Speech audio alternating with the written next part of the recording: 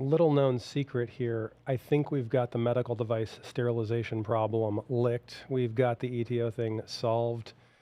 I've got it all right here. I'm hoping it works, but we'll be talking about that next on MedTech Crossroads.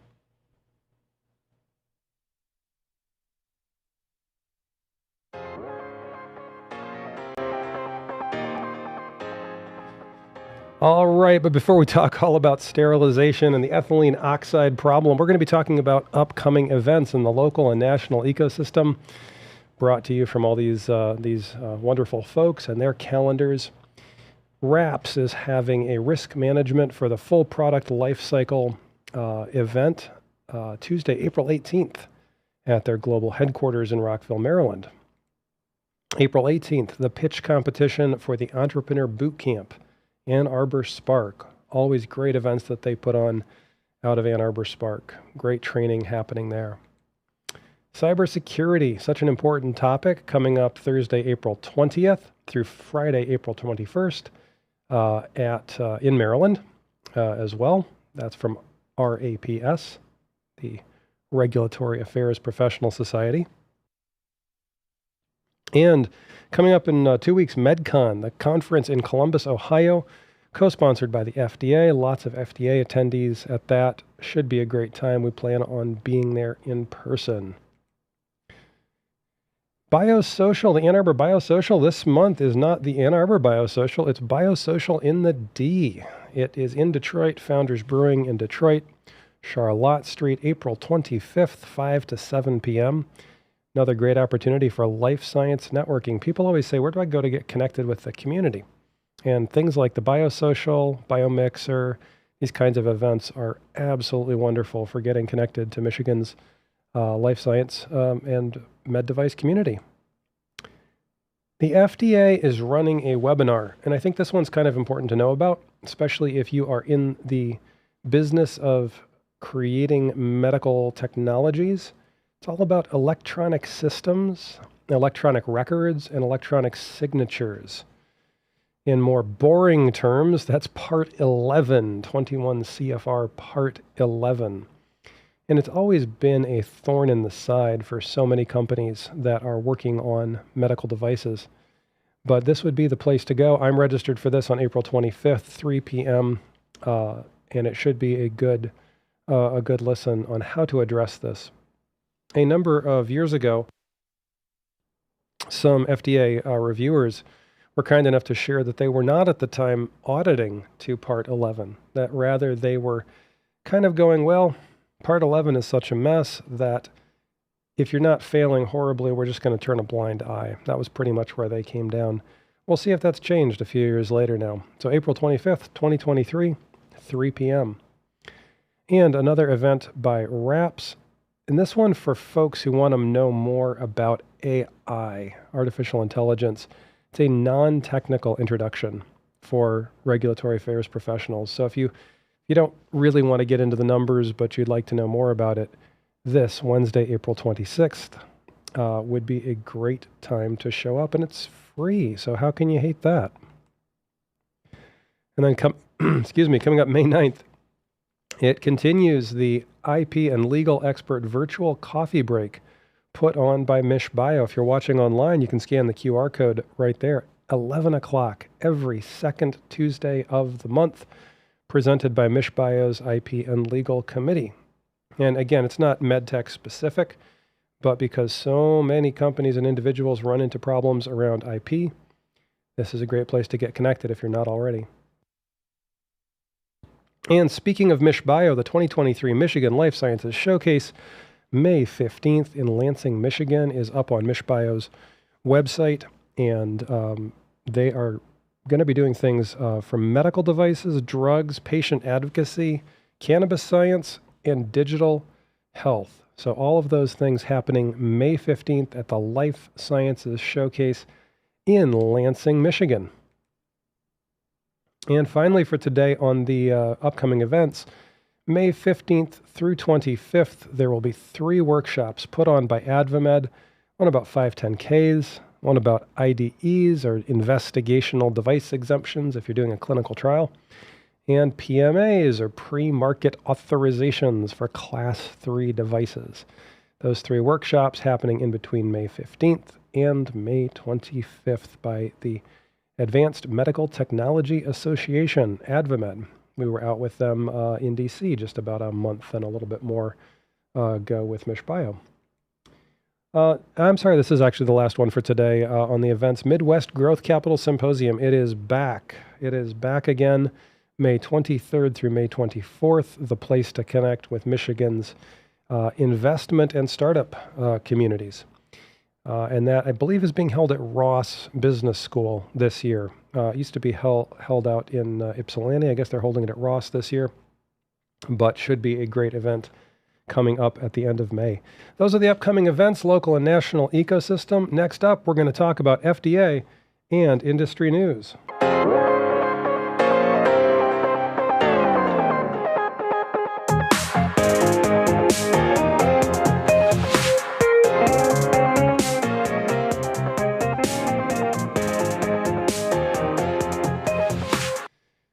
Well, this is a fun one. Oh, you want your medical device sterile. We're talking all about sterility all day today on the show. And, beside me here, I've got some solutions that, folks like to use at home. No one told us to put these up here, just got to say that. But it's not how it works in medical devices. You've got to make your devices clean. You've got to have an assurance that they're clean, that they're not going to poison somebody.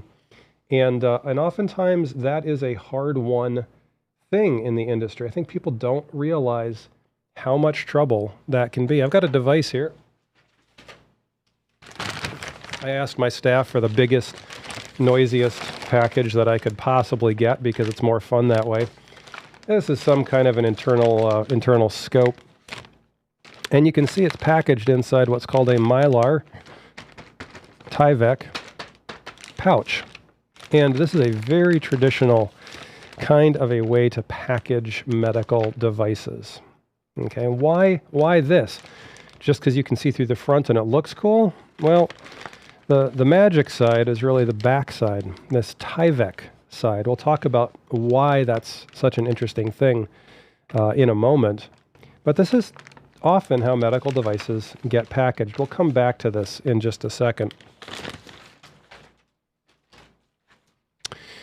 But if we go to our iPad here, the industry is really governed by what is called ISO we're going to go over here. ISO 11135, and it's all about sterilization. And you have to put up with my handwriting, so there you go. When we talk about sterilization, there's a whole bunch of different techniques that the industry uses. There's not only one way to do this. And some ways that you might not be surprised by, some of the most common ones are heat-based techniques, right? And so you can think of this roughly as autoclaving. That's kind of what it is. These can come in 2 forms. There can be steam heating, or there can be dry heating. And there's devices out there for which that's a really great way to do it. Here's a pair of surgical forceps and a nice metal device like this. Even in a hospital setting, you throw it in there, autoclave it, comes out good as new, nice and clean. You're off, you're ready to go. Now, let's talk about some other types. Another type is radiation. So over here we've got the radiation types of sterilization methods. Some of the more common of these are something called gamma, where we bombard a pallet of material with gamma rays. Another one is called E-beam, electron beam. And those are really cool ways to sterilize things. We'll talk a little bit more about when that works and when that doesn't. And then there are methods that are more vapor and gas based. Among these would include things like ethylene oxide that we've been talking a lot about because, of course, the Environmental Protection Agency cracking down like crazy on ethylene oxide emissions to protect the environment, to protect people from the cancer risk associated with that chemical. There's also other techniques like hydrogen peroxide, H2O2. Don't forget the second 2. There's even more exotic things like chlorine dioxide, and there are other gaseous forms that can be used to sterilize things. But far and away, the absolute favorite of all of these, right here, ethylene oxide, the number 50%. 50% of all medical devices in the US are sterilized using ethylene oxide. Let's talk about why that is. To talk about why that is, we have to talk about a word, and we're going to call this word validation. Validation. Sterilization, validation. How do I validate that my product coming out of this sterilization run every single time is clean to the level that I need it to be, a 10 to the minus 6th sterility assurance level usually? How do I ensure that? How do I make sure? So one question is it clean?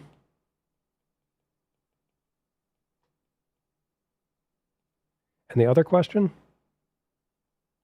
does it still work?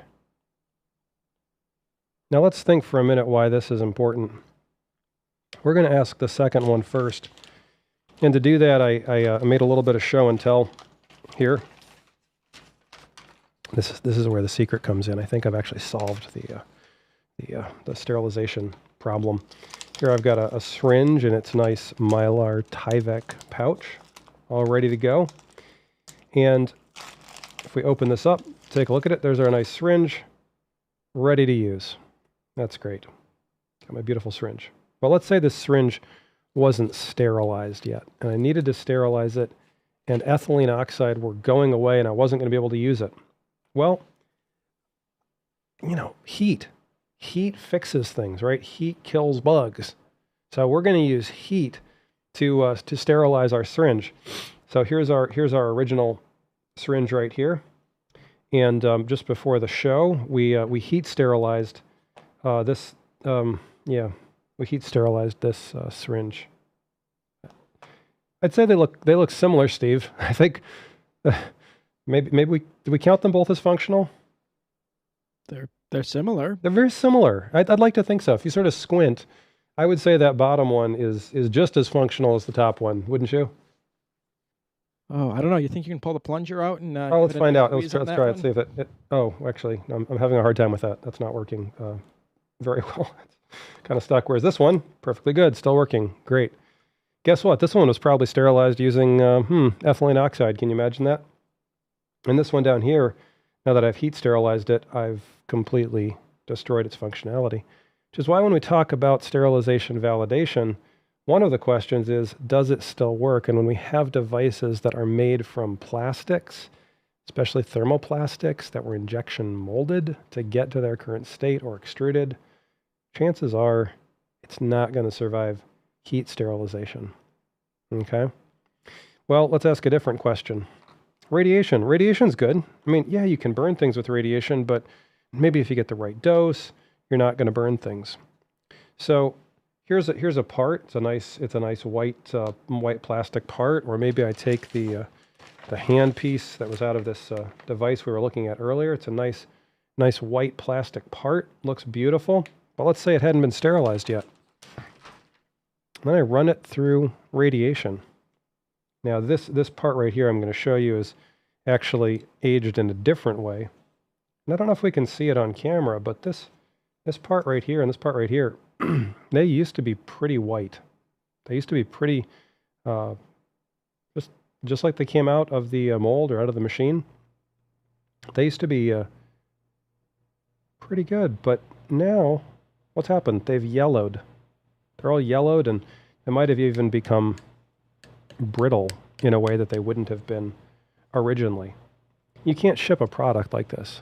You can't send your product for sterilization and then ship it out looking all yellowed, decolored, or even embrittled. And here's the problem. That's what radiation tends to do. It tends to create parts that, unless the material has been properly prepared and is a specific type of material, they're not going to survive radiation sterilization. Now, there are materials out there that can survive radiation sterilization, and they're very specific, and you can't even sterilize them a whole bunch of times usually. Usually they've been made in such a way that they will survive 1 or maybe 2 doses of radiation, and that's it. After that, they start to embrittle and they start to discolor. So radiation is also not a universal solution. Heat is great for metals. Radiation is good for some things, but you pretty much had to design it for that up front if you want it to keep working. Well, what's left? Gaseous methods. Ethylene oxide being the primary among those. Even hydrogen peroxide is reactive to some things.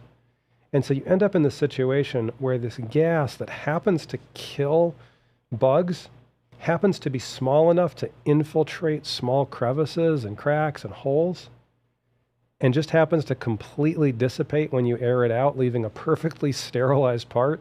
It's kind of magic. And that's why ethylene oxide has the track record that it has on the medical device side. Now, of course, we're not talking here about the emissions aspect. Emissions, if they're actually getting out, if people are actually venting these things out into the atmosphere, I don't really want a toxic carcinogen being exhausted right next to my house. Thank you. I appreciate that, Environmental Protection Agency. We also have to recognize what a specific role this gas, dangerous though it is, plays in sterilizing medical devices. If we look at this device that we were just showing earlier, there are all sorts of places in a device like this, ports, holes, ways that this device, while radiation might achieve it, but it's gonna mess this device up. I'm not gonna be able to get into those without a gas. It's gonna take a gas to get into all the little holes and crevices and everything else to sterilize this part.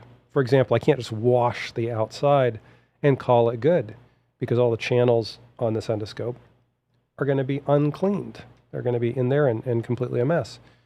And that's really the beauty of ethylene oxide. Now, we talked about the package here and why this package matters. The backside of this, the Tyvek side, is actually just ever so slightly porous. That means from the perspective of the ethylene oxide, this package basically isn't here.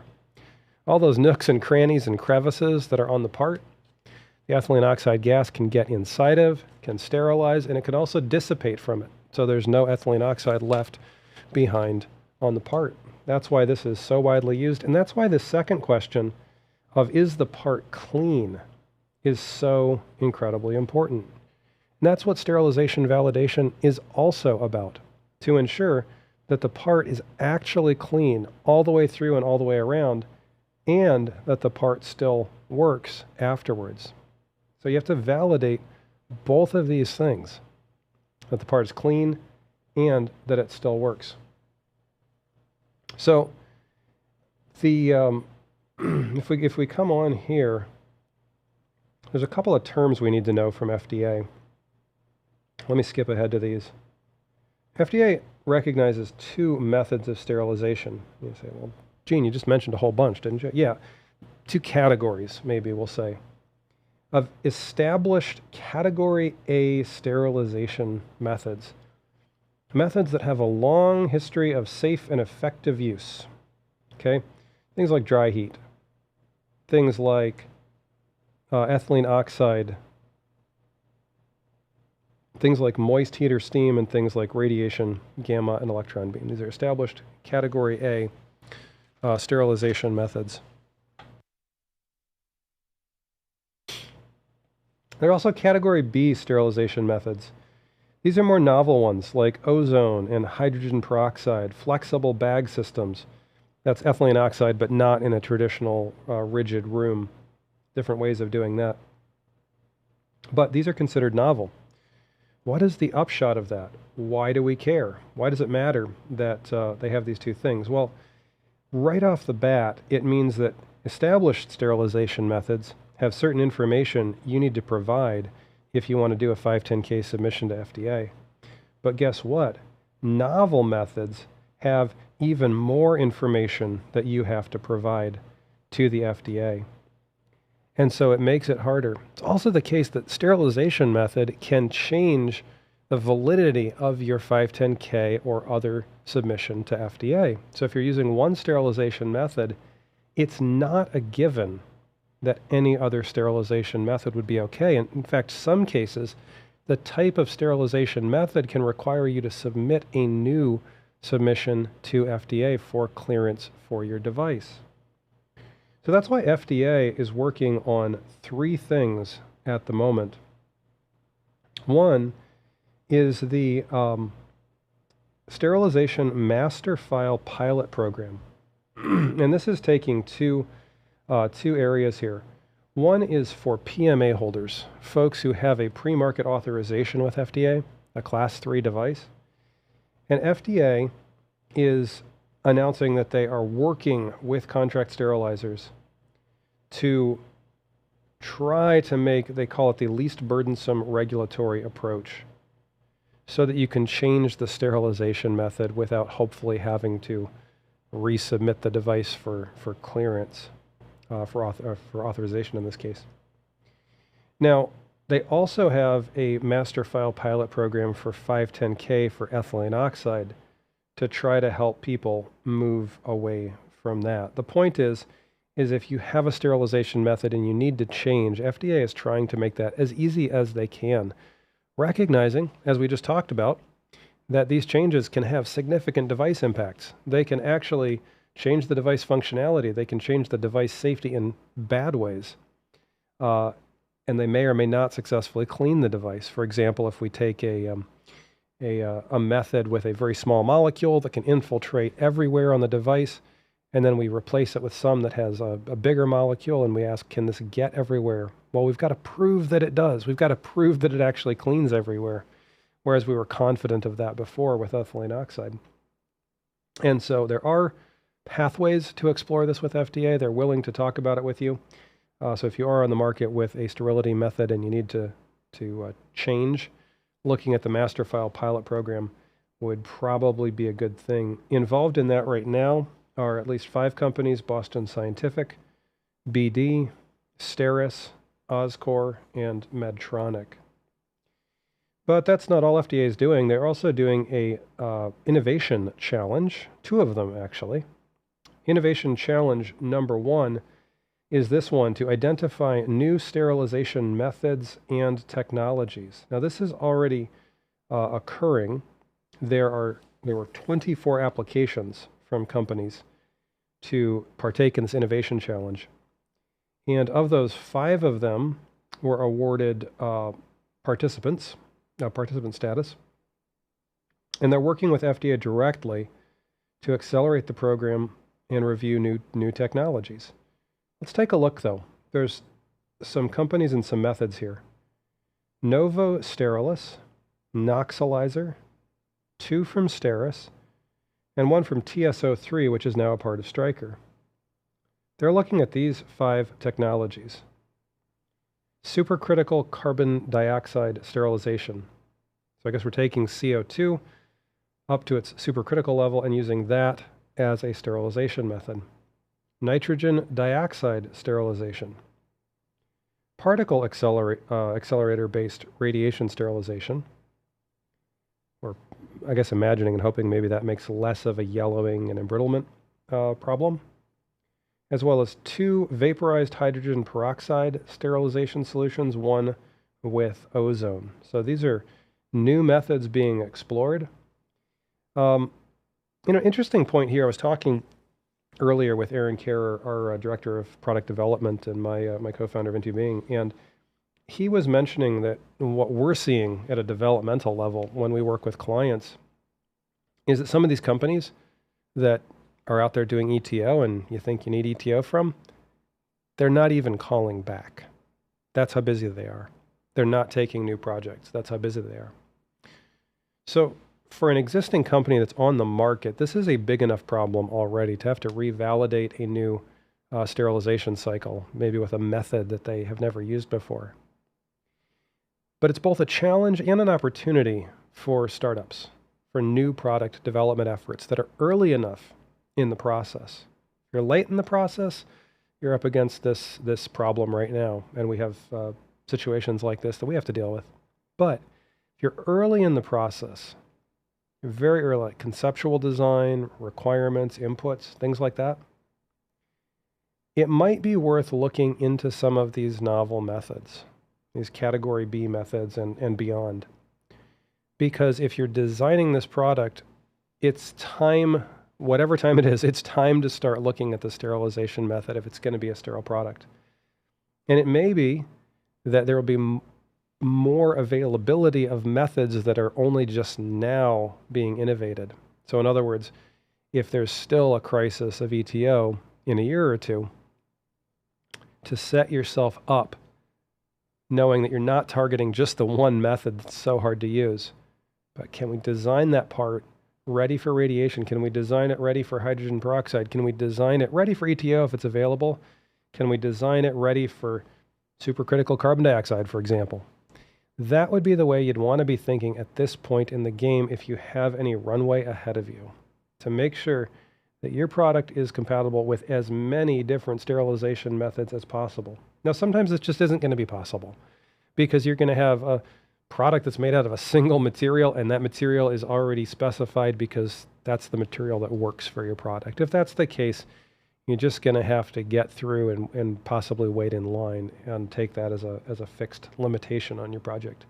But if you have any flexibility, this would be the thing to do.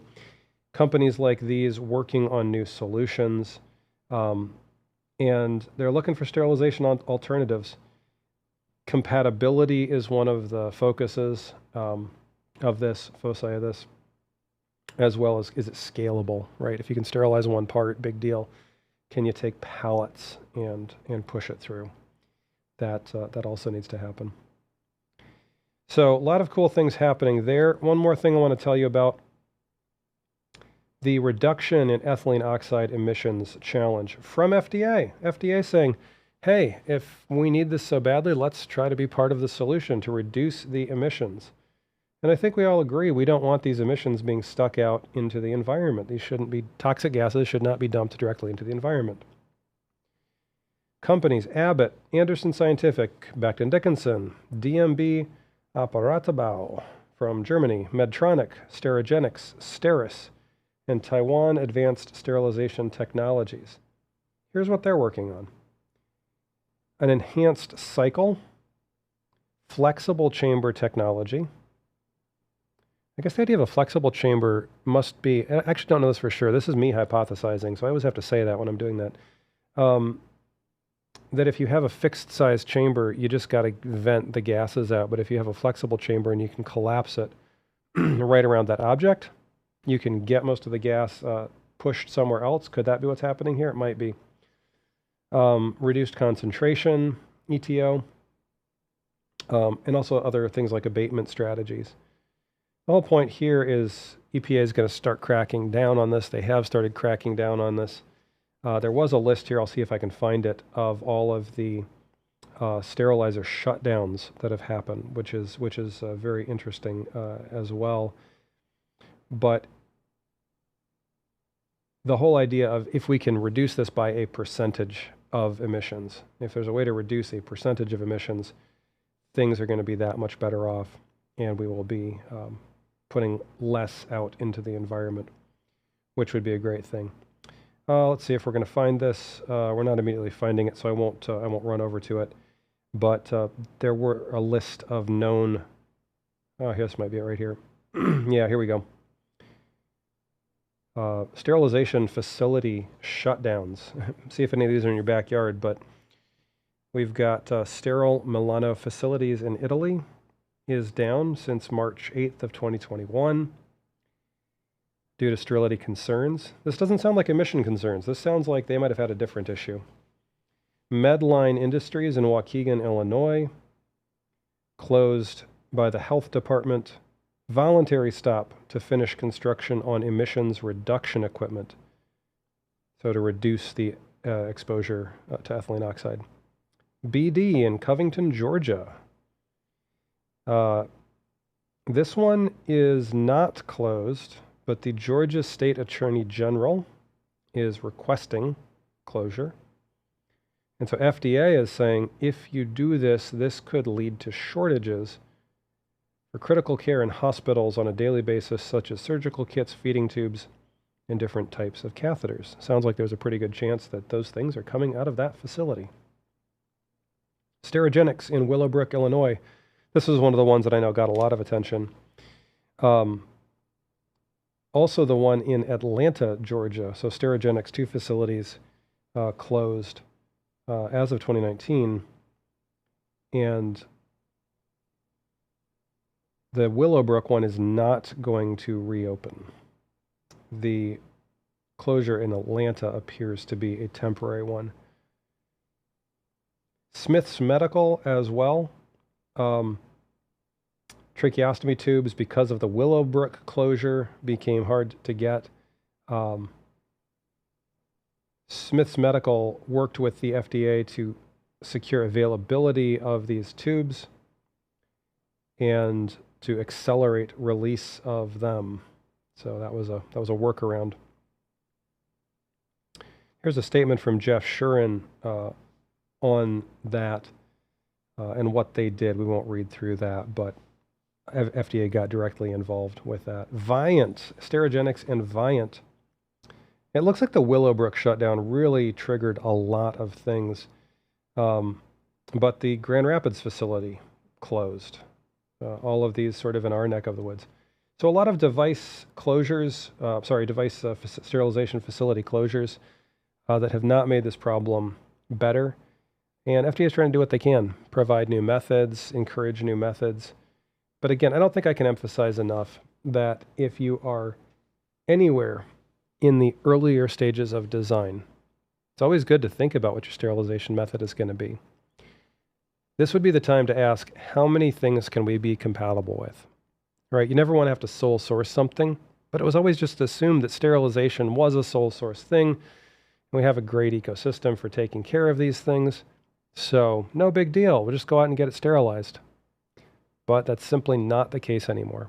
So consider how you can make yourself as compatible with as many different types of things as possible. That's the real goal. If you have any questions about that, that's something we'd certainly be happy to talk with you at Into Being about. But certainly anybody credible in the medical device field can talk to you about this, and they can probably share their heart about how miserable the environment is right now, having to deal with these sorts of things. So that's our show on sterility today. I hope you enjoyed it. If you have any questions, we've got a few minutes. It's a sort of a short show today. I hope you can get outside and enjoy that beautiful, beautiful weather. In the coming weeks, we're going to be bringing a show to you on the MedCon event that we will be at in a couple of weeks. And we're hoping to get back to interviews. We've been a little bit short on interviews recently just because things have been so busy. But we are looking forward to getting back to some of those. There's a second seat right over here just waiting for it. So I'm looking forward to getting a guest back in that chair when the time is right. So that being said, if there's any questions, feel free to raise your hand in the Zoom room. We'll check YouTube online in case anyone has a question on there. Again, you can always watch the show both of those places. YouTube into youtube.com/@intobeing. And you can always go to intobeing.com/medtech-crossroads, which you probably already did if you're listening on Zoom. So thank you to all of our Zoom listeners. Hope you're having a good day. Not seeing any questions. I want to thank you for being with us here on MedTech Crossroads. We will see you next week. Enjoy that beautiful weather. 2 weeks of good weather, and then it becomes summer. Isn't that how it always works, Steve? See you next time.